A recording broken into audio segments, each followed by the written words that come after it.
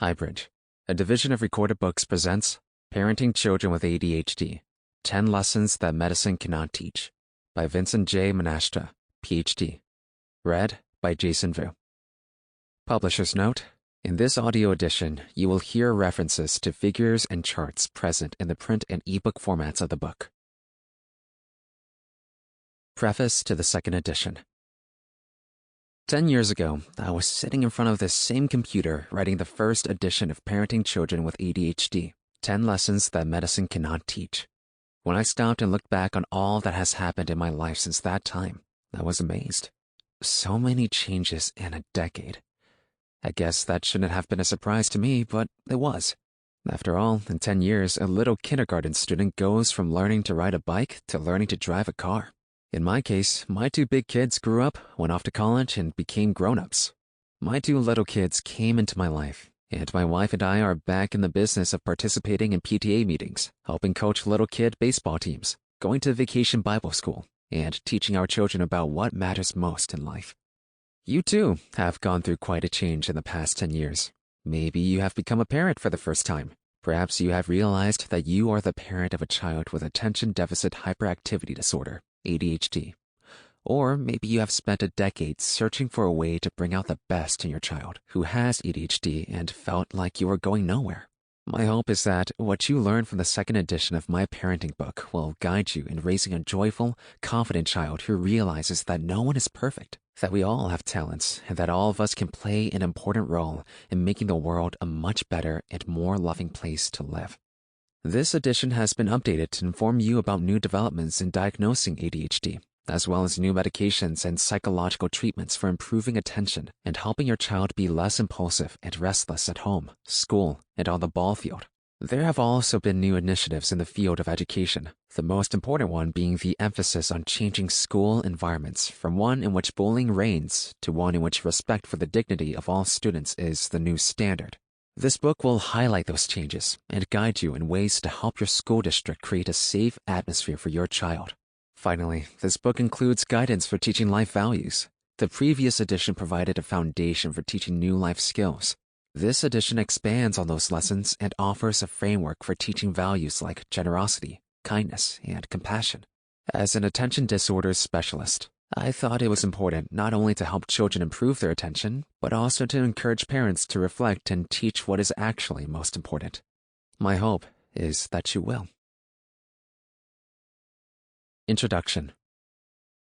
In my early years as a psychologist, I found that most of the children I treated responded well to a combination of parental love and thoughtful administration of consequences for their actions. However, there were a small but significant number of kids who did not. These children would come into my office week after week. Their parents would tell me about their efforts to get these children to listen, follow rules, remember chores, complete homework, clean their rooms, get along with their brothers and sisters, control their emotions, and develop friendships. Every session would seem the same. Although a child might have been able to improve in some small way, the session invariably turned into a review of his or her greatest failures for the week. Even more torturous were the ensuing discussions in which the child will be asked to provide some explanation for her or his actions. If you have ever tried to have a discussion with a child who has attention deficit hyperactivity disorder, ADHD, you know what I'm talking about. Sometimes kids with ADHD will go on and on and on without ever getting to the point. Sometimes they will be so distracted that you need to repeatedly remind them of the question. Then, just when you're sure they have heard you, you'll get a brief answer like, "I don't know," or a shrug. Other times, they will explode and storm out of the room before you can get 2 words out. Even more amazing is the frequency of lying that occurs during discussions.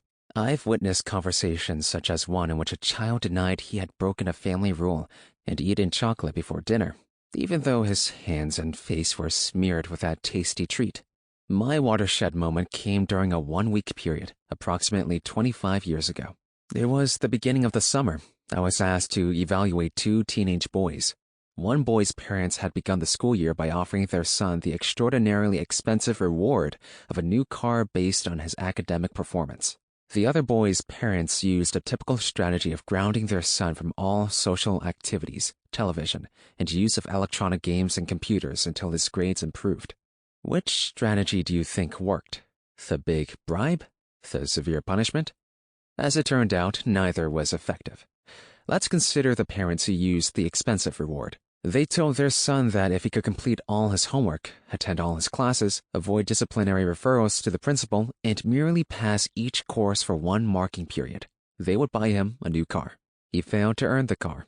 After a year of prompting, prodding, encouraging, threatening, yelling, and crying, his parents brought him to me for treatment. Their poignant statement to me was, "Something must be seriously wrong with our son." The other boys' parents took a different approach. In an effort to motivate their son to improve his grades, they restricted his activities. In essence, they told their son that he was totally grounded. No calls, no contact with his friends after school or on the weekend, no involvement in school activities, no television, and no computer or video games. He was to spend his time completing his school assignments, studying, and resting for the next school day. Their deal was simple. Pass all courses for one marking period and you are free. He never did. This teen was grounded for an entire year before he came to my office. I thought the family was kidding. One look at this teen's face told me the sad truth. This was no joke. Think about the realities of these two stories for a minute. Put yourself in these teens' place. Let's say that your mom and dad offered to buy you a new car if you would go to school, stay out of trouble, complete and turn in your homework, and just pass your courses. I don't know about you, but I'd be talking with my folks about make, model, and color scheme for much of the first marking period, and would be driving my new car by Thanksgiving. Turn it around.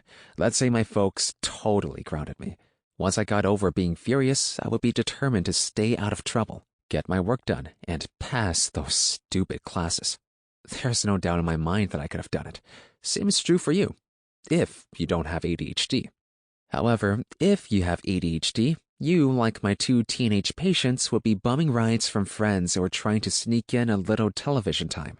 You'd continue to fail in school, prompting your parents and teachers to comment that you are unmotivated, have a poor attitude, and could do better if you tried harder. At home, you would become increasingly distant from your parents, cutting yourself off from the most essential sources of love and self-confidence. As I have seen far too many times, the results in those situations are saddening and sometimes tragic. This book represents a compilation of the lessons I learned over the past 3 decades about ways to help children with ADHD succeed. It is an effort to synthesize the available medical, nutritional, educational, and psychological research into a format that can be used as a guidebook for parents or healthcare professionals conducting parenting class. It also provides a glimpse into how comprehensive clinical care can be provided in an outpatient setting, such as my clinic. A more detailed scientific presentation of the research referenced in this book can be found in my 2008 book, Unlocking the Potential of Patients with ADHD, a Model for Clinical Practice, and in other references provided in the supplemental resources section of the book.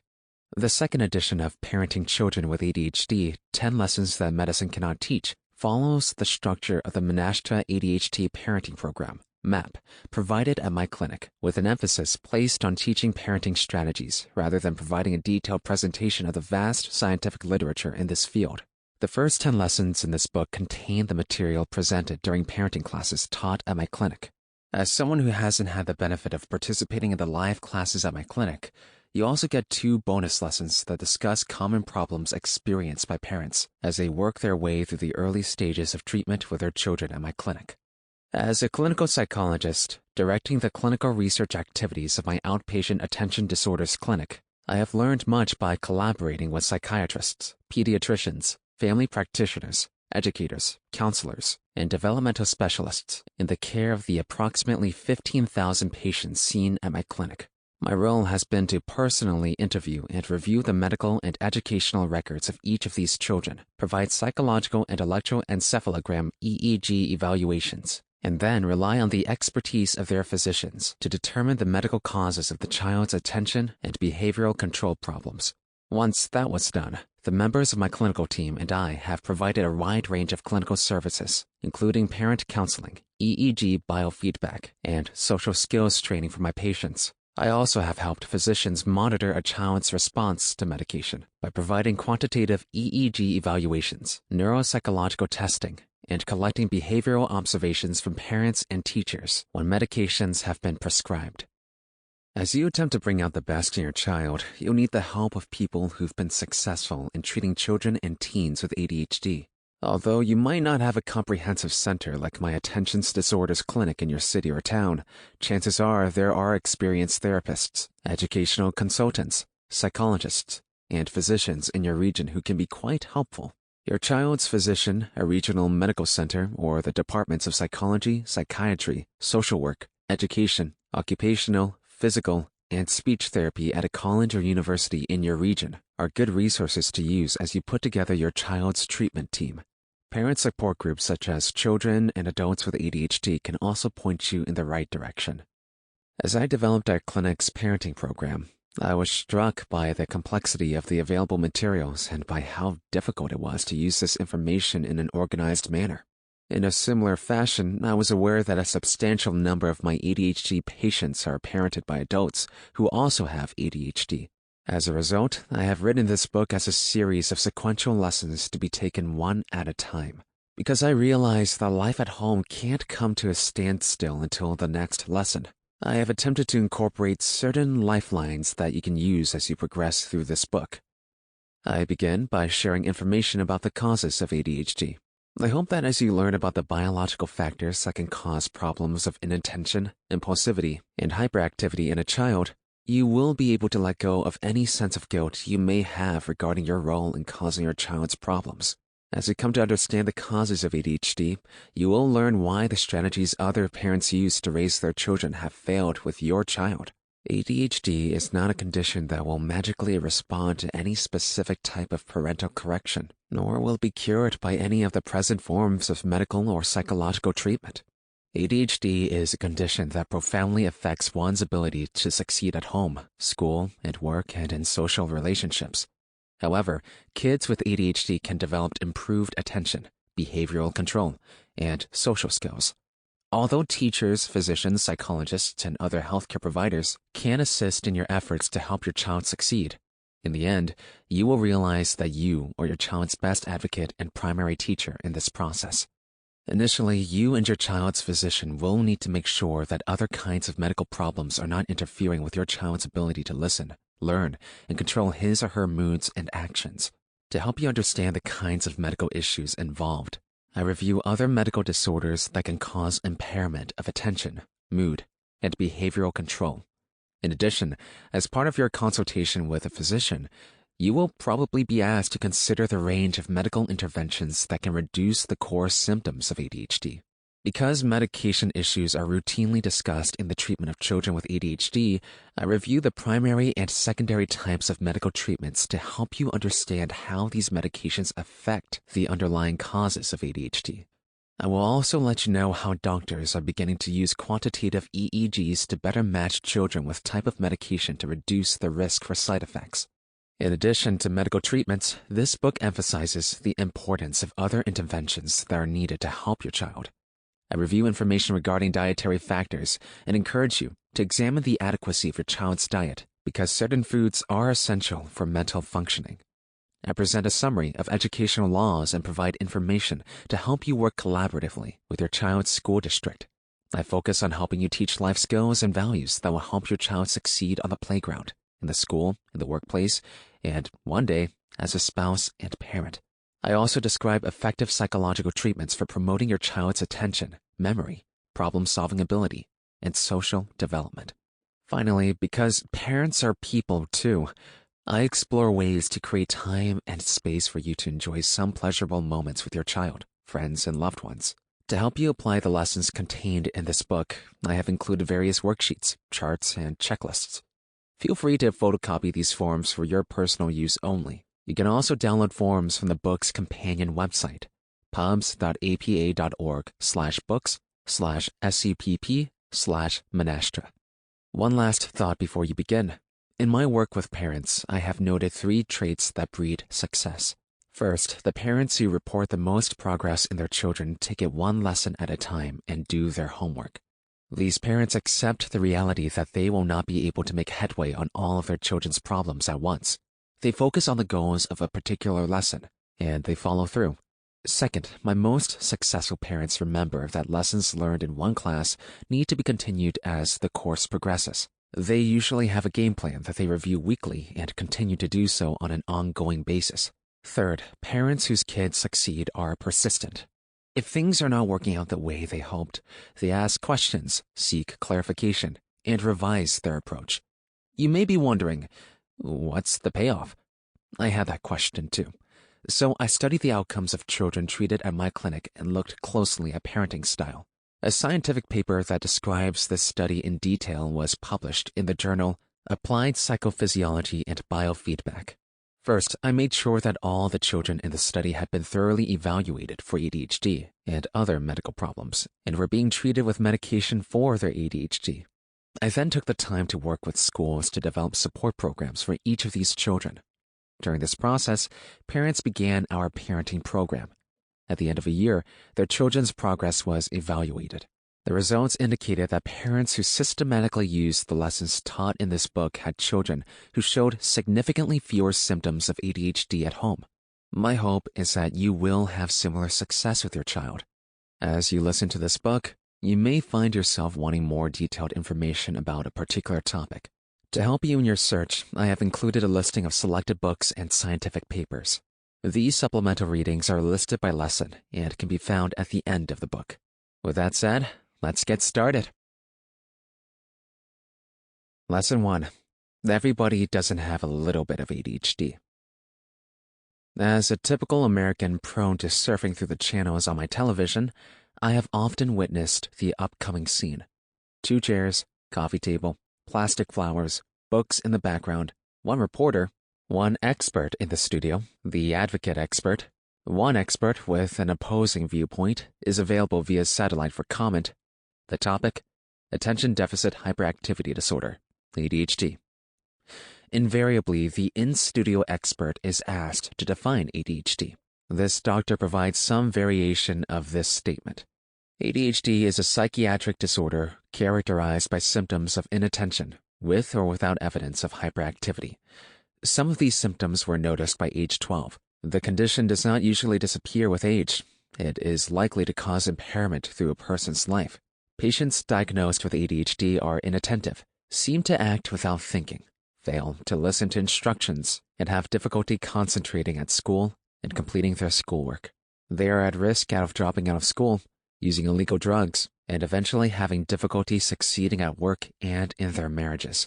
The advocate expert typically proceeds to present the case that ADHD is a real medical condition that is inherited, and he or she makes reference to some kind of biochemical imbalance that causes the disorder. Next, the opposing side is heard. This expert offers comments that suggest everyone has a bit of ADHD. The expert contends that ADHD is a condition that has been dreamed up by pharmaceutical companies and a group of doctors who have conspired to make billions of dollars by selling drugs to kids. Typically, this expert makes some reference to the dangers of promoting addiction in children and excusing them from accepting responsibility for their actions.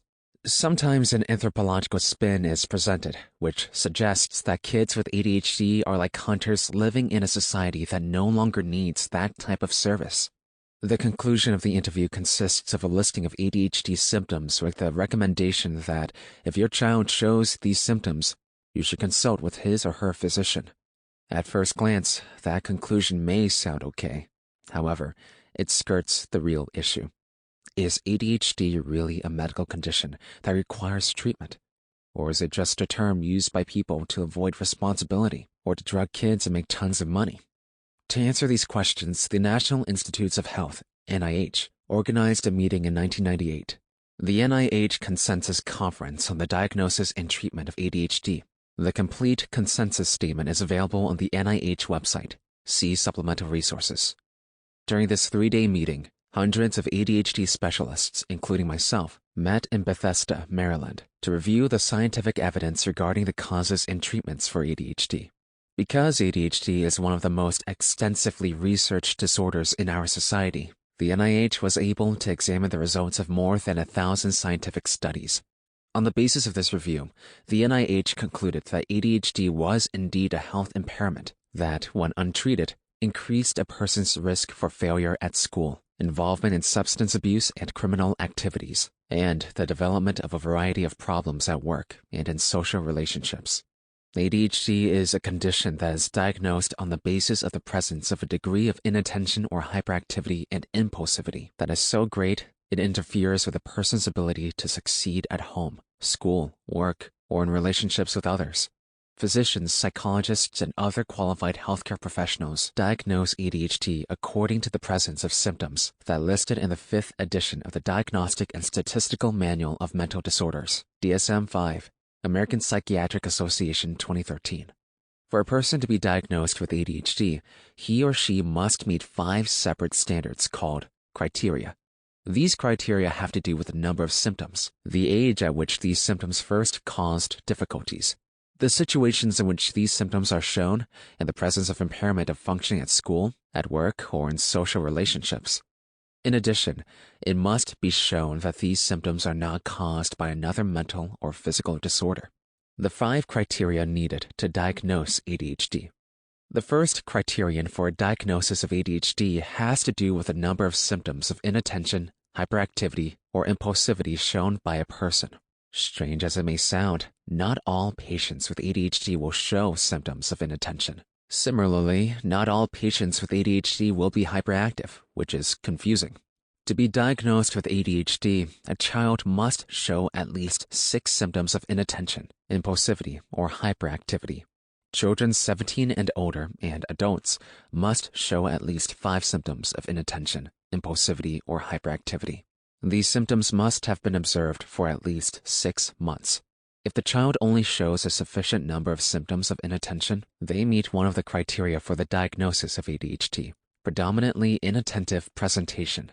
If they only show a sufficient number of symptoms of hyperactivity impulsivity, they meet one of the criteria for the diagnosis of ADHD, predominantly hyperactive impulsive presentation.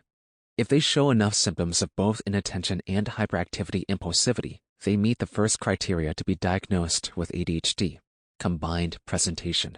This definition of the subtypes of ADHD can be pretty confusing.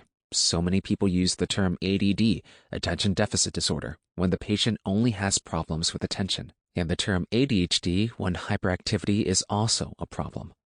My guess is that it will continue to occur in conversations and media discussions about ADHD. However, the current manual used by physicians, psychologists, and other mental health professionals, DSM-5, lists ADHD, predominantly inattentive presentation, ADHD, predominantly hyperactive impulsive presentation, and ADHD combined presentation as the primary kinds of ADHD. Throughout this book, whenever the term ADHD is used, it refers to children and teens who meet the criteria for any of the 3 types of ADHD. Coming up is the DSM-5 definition of the symptoms of ADHD.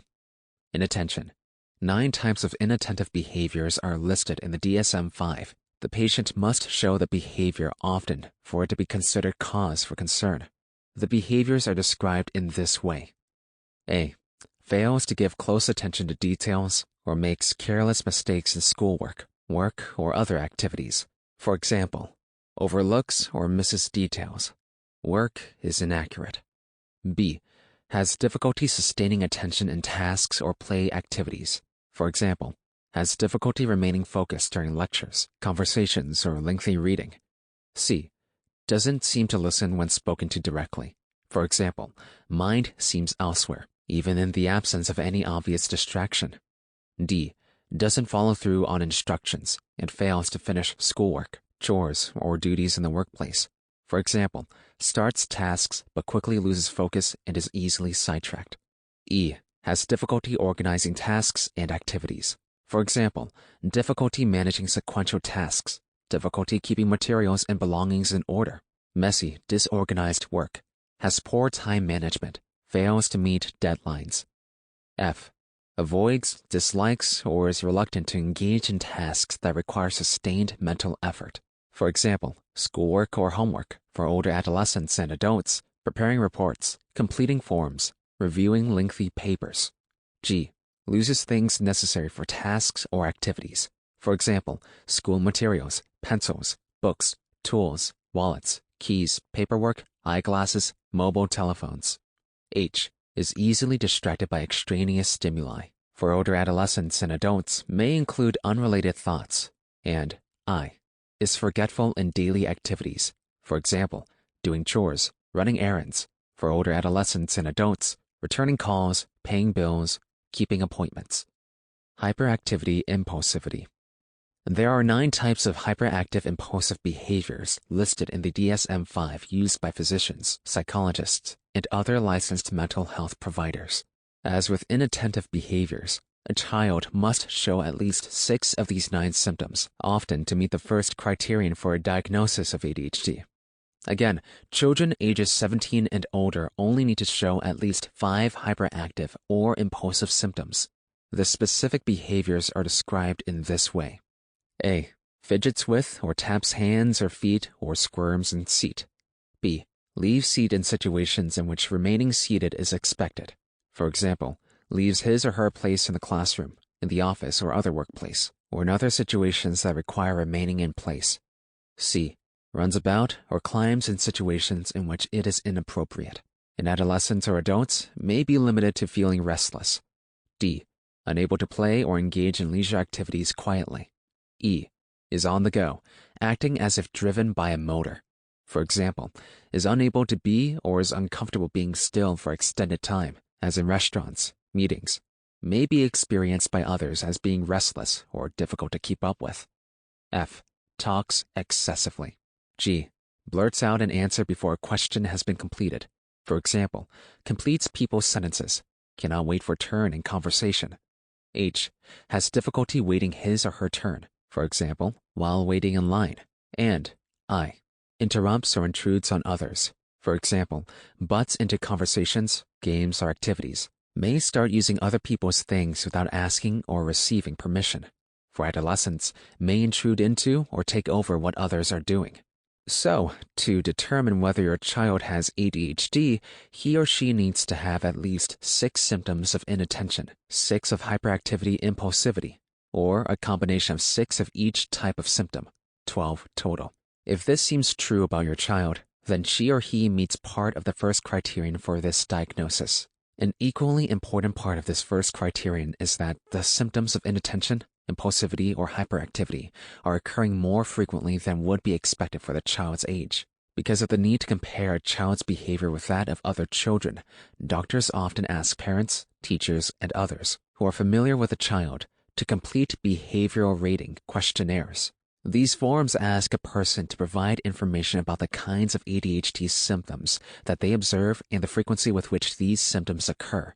If the ratings provided by parents or others indicate that the frequency of a child's inattentive, hyperactive, or impulsive behaviors is greater than 93% of their peers, then the test results are considered to be supportive of a diagnosis of ADHD. Doctors typically require that a child demonstrate a symptom frequency greater than 93% of peers to consider diagnosing a patient with any type of illness or condition. Although the results of these rating forms alone are not sufficient to determine a diagnosis of ADHD, they do provide a useful way to compare a child's behavior with that of other children of the same age. The second criterion for the diagnosis of ADHD concerns the child's age when symptoms first started to become apparent. For a doctor to diagnose ADHD, several ADHD symptoms had to be present before 12 years of age. This does not mean that the child had to be diagnosed with ADHD before age 12. It just means that some symptoms of inattention, impulsivity, or hyperactivity had to be observed by that age.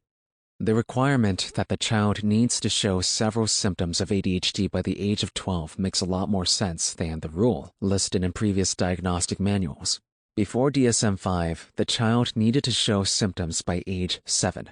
However, in many children, serious concerns about attention wouldn't occur until the 2nd or 3rd grade, when the child was struggling to complete homework.